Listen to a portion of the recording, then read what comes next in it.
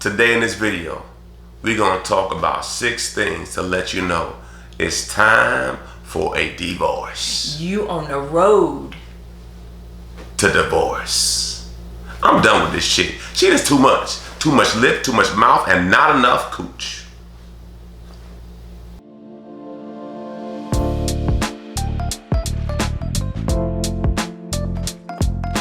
All right. In this video, we're going to be talking about 6 things to let you know that you're on the road to divorce. Right. So, as we delve into this, you know, it's funny that our biggest, our highest watch videos all deal with divorce and separation, which is interesting. And second marriage. So, you know, we or sex. Or sex. And for whatever reason, we don't care. We're just going to keep putting out material. And we want to put out material that you all want to watch. So correct. So in this video, we want you to hear what research states that are indicators that you're on the road to divorce. Right. So the first one, number one, harsh startup. This right here is like, how do you start when you address a conflict or an issue in your marriage? How do you start it up? How do you start the conversation up?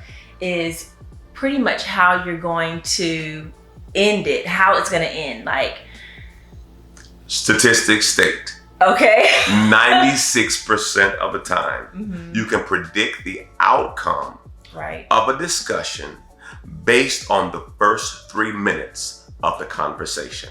Right. So if you start off bad, you're usually going to end bad. As a speaker, they will say that your intro is everything. So one of the key aspects when I would speak is I want to get people to a place where they're relaxed and they're ready to receive. Right. So if you don't get them in the beginning, it's hard to keep them if you don't get them in the beginning. Right. So oftentimes you hear speakers with a joke or something funny or something brings some levity to encourage, to bring people together, to make their arms come down to where they want to receive you. Right. But if you tell a person that you ain't nothing, and you a piece of this and you a piece of that, and your daddy ain't nothing. Start out with negative vibes, like you come in with your arms crossed, your neck swinging, bad body language. Right. Then their walls are already up and their defense is up too. Like, okay, we're about to fight. Correct, and it's what it is. Right. And I know there was a season in our relationship where I just couldn't receive her because if it's a hard startup, I can't hear you. And it's not that I don't want to hear you. It's just I can't hear you at that level or that decibel level. You know, I hear you, but I don't comprehend. It's a difference. All right, number two. All right, number 2. The 4 horsemen. The 4 horsemen. Now, I'm a wrestling fan, okay? So in wrestling, they had these good guys called the 4 horsemen, and one of the 4 horsemen was Ric Flair. Woo! Boy, I like some Ric Flair. That brother was cold-blooded. Ric Flair, Tully Blanchard, but let me not go into wrestling. But right now, the four horsemen of a relationship are this. Number 1, criticism. Number 2, contempt. What's contempt mean, Charmaine? Contempt is when you're being disrespectful, when you don't respect the person's opinions or views. Disdain. Right. Don't value. Right. So obviously, you know, criticism, you talk about everything they do. They don't do anything right. They're the worst at everything. Right. Then, Can I have a feather on my lip? You have one on your nose. Thank you. Yes. Our blanket was eaten by a dog. I don't know whose dog. I don't know what happened. How'd that happen? And every time we move now in the bed, feathers just fly up. So if you guys see feathers flying around the video, it's because somebody's dog ate my That's goose an excuse. down. We were just getting really rough and we bust out the comfort and it just feathers went everywhere. That would be a really nice story to tell, but no, it was a dog. Yeah. Somebody wants a dog and just keeps biting stuff up, and it's part of the process. Somebody wants a dog. We already have a dog. Agreed. All right, so number 1, criticism. Number 1 is criticism. Number 2 is contempt. Number 3 is defensiveness. Right. Meaning you can't communicate without just always being so defensive. You always feel like you're on attack. And then lastly was stonewalling. I just ignore you. I don't want to hear nothing you got to say. Right. Whatever. I ain't hearing you. Right. Which is disrespectful. So number 1 was a harsh startup, and number 2 was the 4 horsemen, which you were saying was criticism, contempt, defensiveness, and stonewalling. These are all indicators that you're on the road to divorce. Right. Number 3. Flooding. You don't stop. You just keep coming at them. Not physically, and maybe verbally or emotionally. Feel like they're suffocating, like they can't see a light at the end of the tunnel. Correct. You are overwhelming. And see, we have to be mindful that you have to balance, man. I know that there's some things that may not be right in your relationship, but there are some good things. But if all you speak about is negative, you're going to overwhelm a person and they're going to be flooded and they're going to shut down. Right. Oftentimes we see the person that's the less aggressive person in the relationship feeling this way, feeling flooded, because they're trying to disarm or diffuse the situation by maybe coming at them a different way, coming at your spouse a different way, or talking in a quiet voice, and then they're just getting flooded with everything that the person is trying to communicate to them. The spouse is trying to communicate to them, and they're feeling like there's no way out. There's no light at the end of the tunnel. I don't see how we can ever have a positive outcome because they just don't receive me at all. Correct. Yeah. The next one, body language. This is huge. Oh. When you see somebody coming, a stranger, a person at work, when you see them coming at you like with crazy body language, you already start preparing yourself. So when you're in a relationship and the person comes at you, they have their hands on their hips, they're rolling their neck, they got a funny face, or they come out with the dramatics with body language. When your husband says, "We need to talk,"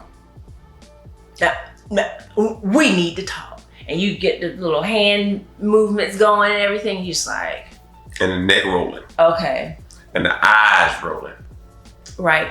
Sometimes you can see, like have you guys ever been at a stoplight, and you look over and you see a couple? You can't even hear what they're saying, but you know they're in heated fellowship just by the body language alone. And whether you know it or not, body language is a greater indicator of communication than words. Right. People read more from your body language than your actual words. So you have to be mindful when you're communicating that you have the proper body language, that you're not communicating something you don't want to communicate based on in an aggressive way. So it's all part of the process of us understanding. Dr. Gottman found out that when people are in heated fellowship, their heart rate goes up, the adrenaline kicks in, and now they don't function or do things that make sense. Understand this. When emotion sets in, logic leaves. That's good. When emotion sets in, logic leaves. Yeah. A lot of people are in jail right now because they got emotional and they were no longer logical. Right. Number 5, failed repair attempts. Have you ever tried to say I'm sorry, work on it, and just get blown off? Right. And you're really trying to repair it, but they keep, and you hear the other spouse saying, they keep saying they're sorry, but I just don't want to receive their apology yet. Okay, well. It's like, okay, you don't want to receive their apology, but how long do you expect them to continue to apologize before they just give up? In the Bible, the disciples came to Jesus and said, how many times should we forgive this joker? 7? 7 times 7. And he said, no, multiply 7 times 70. Yeah. That's 490 times. Now, I don't think Jesus was being literal. 490, he was saying, it is not your place to not forgive. Right. We forgive because we are forgiven. Right. So I'm not saying to be hurt consistently. Right. I'm saying you have to have space for forgiveness in new areas. That's good. Got it? Now, again, that's your decision on how much you can take and how much you want to receive.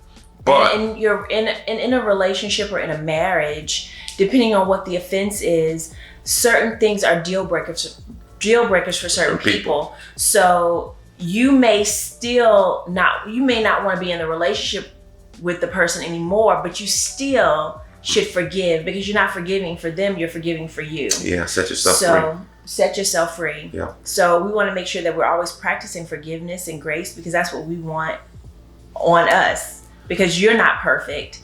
So when it's time for your spouse to say, you know what, I'm not perfect, she's not perfect, or he's not perfect, it's a lot easier to forgive when your spouse has forgiven you, or you see that grace has been given to you. Correct. Right?